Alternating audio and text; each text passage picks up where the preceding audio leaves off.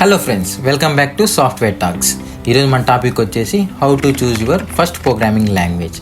చాలామంది వాళ్ళ first programming language ఎలా సెలెక్ట్ చేసుకోవాలో తెలియక కన్ఫ్యూజన్లో ఉంటారు. ఎందుకంటే కేసీఆర్ అంటావు, విజయసాయి రెడ్డి అంటావు, ఎన్టీఆర్ అంటావు, మెగా ఫ్యామిలీ అంటావు, దీనికి ఏ సంబంధం పోసాడు.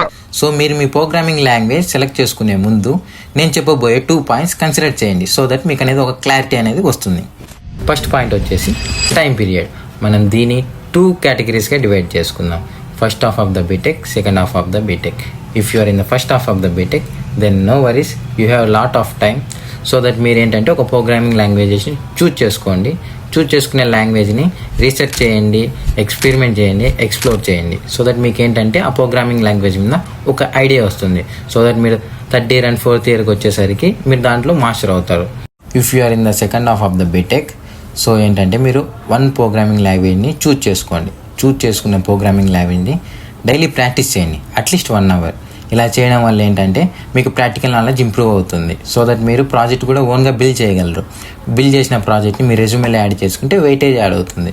సో అలానే మీ ఇంటర్వ్యూస్ కూడా హెల్ప్ అవుతుంది. సెకండ్ పాయింట్ వచ్చేసి డొమైన్.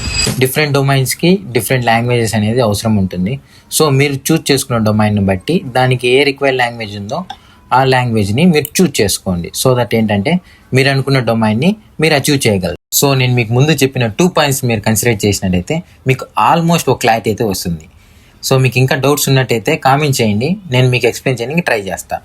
మరి ఒక మంచి వీడియోతో త్వరలోనే మేము ముందుకు వస్తా. Until then, take care.